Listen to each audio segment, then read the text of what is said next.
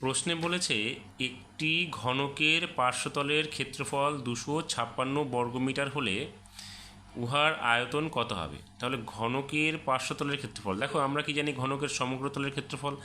এখানে ঘনকের তল সংখ্যা কটা জানি আমরা, সমগ্র তল হচ্ছে 6টি, কিন্তু এখানে বলেছে পার্শ্বতল, তাহলে পার্শ্বতল হচ্ছে 4টি হবে। তাহলে আমরা এখানে লিখব ঘনকের পার্শ্বতল 4টি, তাহলে হয়তো লিখব ঘনকের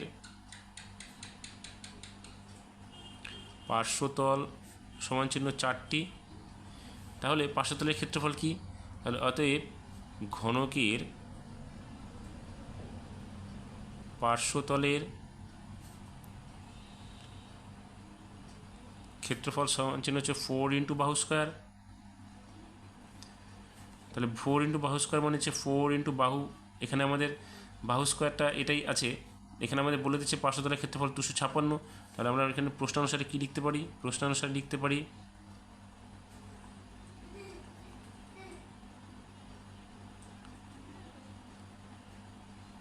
কী লিখব, 4 ইন্টু বাহু স্কোয়ার সমান চিহ্ন 256, 4 ইন্টু বাহু স্কোয়ার ইকুয়াস টু 256। এখানে হবে বর্গ এক, এখানে বর্গ মিটার। দেখো অনেকে কী করে এখানে এই জায়গাটাতে এসে ভুল করে দেয় যে পার্শ্বতলের ক্ষেত্রফলের জায়গায় সমগ্র তলের ক্ষেত্রফলের সূত্রটা ব্যবহার করে ফেলে, সেক্ষেত্রে অঙ্কটা একটু মেলাতে অসুবিধা হয়ে যায়, কারণ সেখানে তো আমাদের চাইছি শুধু পার্শ্বতলের ক্ষেত্রফল, আর সমগ্র তলের ক্ষেত্রফল সূত্র দিলে তো হবে না, সেখানে আমাদের দিতে হবে পার্শ্বতলের ক্ষেত্রফল হচ্ছে 4 ইন্টু বাহু স্কোয়ার, আর সমগ্র তলের ক্ষেত্রফলের সূত্র হচ্ছে 6 ইন্টু বাহু স্কোয়ার। তাই এই জায়গাটা আমাদের খুব ভালো করে খেয়াল রাখতে হবে যে পার্শ্বতলের ক্ষেত্রফল চেয়েছে, অতএব আমাদের দিতে হবে পার্শ্বতলের ক্ষেত্রফলের সূত্রটাই ব্যবহার করতে হবে। তাহলে এখানে আমরা লিখব 4 ইন্টু বাহু স্কোয়ার ইকুয়াস টু 256, বা বাহু স্কোয়ারটা কী হবে, তাহলে বাহু স্কোয়ার হয়ে যাবে আমাদের এখানে কি 256কে আমরা 4 দিয়ে ডিভাইডেড করে দেবো। তাহলে 256কে আমরা 4 দিয়ে ডিভাইডেড করলে কত পাবো, এখানে বাহু স্কোয়ার সমান চিহ্ন হবে এখানে কত, দেখো 4 6 24 আর 4 4 16 অর্থাৎ 64 হবে। বা বাহু ইকুয়াস টু কী হবে, বাহু হয়ে যাবে এটা √64, বা বাহু হয়ে যাবে আমাদের কত 8। তাহলে আমাদের কি চাইছে প্রশ্নটাতে চাইছে আমাদের এখানে সমগ্র তলের ক্ষেত্রফল চাইছে কি, আমাদের এখানে চাইছে হচ্ছে আয়তন কত।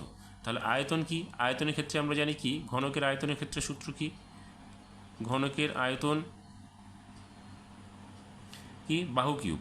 তাহলে বাহু কিউব যদি হয়, তাহলে এখানে বাহু বলতে কত আমাদের 8 বেরিয়েছে, তাহলে 8 কিউবের ঘন একক অর্থাৎ ঘন মিটার।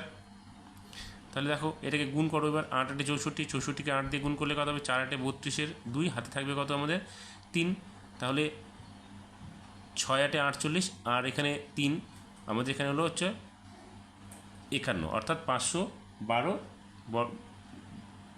ঘন মিটার। এই হয়ে গেল আমাদের উত্তর।